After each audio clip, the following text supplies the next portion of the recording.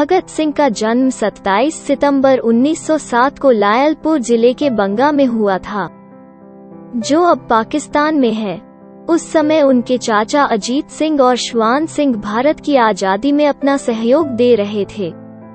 ये दोनों करतार सिंह सराभा द्वारा संचालित गदर पार्टी के सदस्य थे।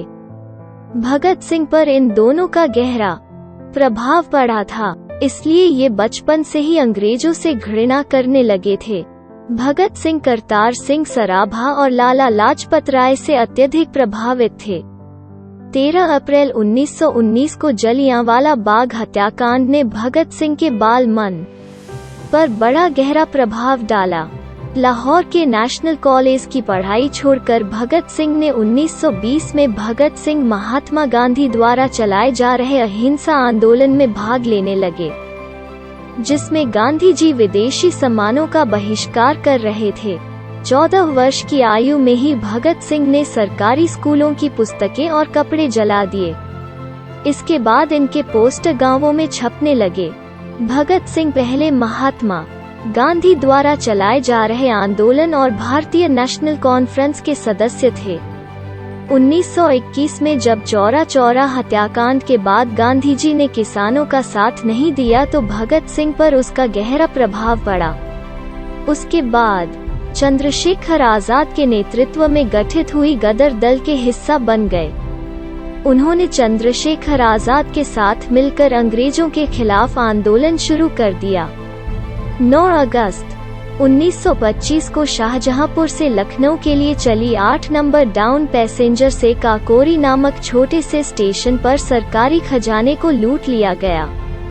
यह घटना काकोरी कांड नाम से इतिहास में प्रसिद्ध है। इस घटना को अंजाम भगत सिंह, राम प्रसाद बिस्मिल, चंद्रशेखर आजाद और प्रमुख क्रांतिकारियों ने साथ मिलकर अंजाम दिया था।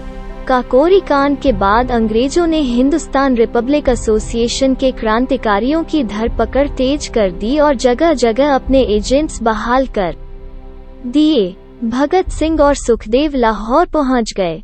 वहां उनके चाचा सरदार किशन सिंह ने एक खटाल खोल दिया और कहा कि अब यहीं रहो और दूध का कारोबार करो। वे भगत सिंह की शादी कराना चाहते थे और एक बार लड़की वालों को भी लेकर पहुंचे थे। भगत सिंह कागज पेंसिल ले दूध का हिसाब करते, पर कभी हिसाब सही मिलता नहीं। सुखदेव खुद ढेर सारा दूध पी जाते और दूसरों को भी मुफ्त पिलाते। भगत सिंह को फिल्में देखना और रसगुल्ले खाना काफी पसंद था। वे राजगुरु और यशपाल के साथ जब भी मौका मिलता था फिल्म देखने चले जाते थे। चार्ली चैपलिन की फिल्में बहुत पसंद थीं। इस पर चंद्रशेखर आजाद बहुत गुस्सा होते थे। भगत सिंह ने राजगुरु के साथ मिलकर 17 दिसंबर 1928 को लाहौर में सहायक पुलिस अधीक्षक रहे।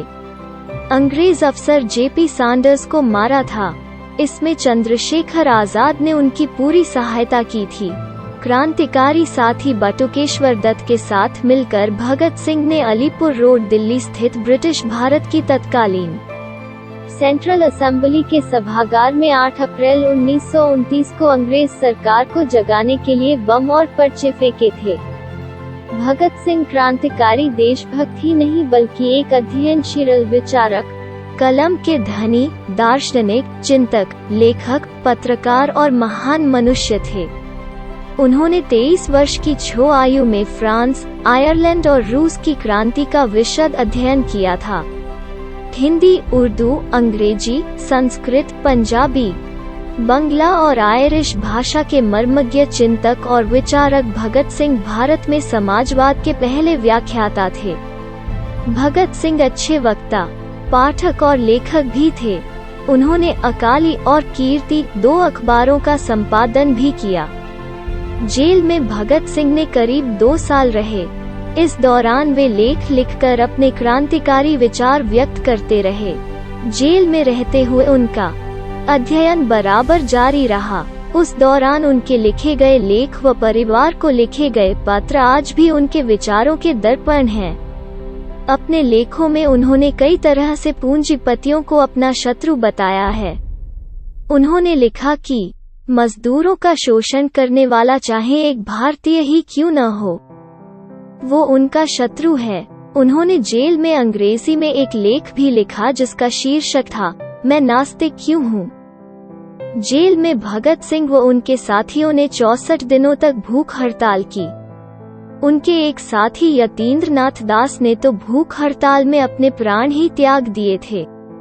23 मार्च 1931 को भगत सिंह तथा इनके 2 साथियों सुखदेव व राजगुरु को फांसी दे दी गई। फांसी पर जाने से पहले वे बिस्मिल की जीवनी पढ़ रहे थे, जो सिंध, वर्तमान पाकिस्तान का एक सूबा, के एक प्रकाशक भजन लाल बुकसेल ने 8 प्रेस सिंध से छापी थी।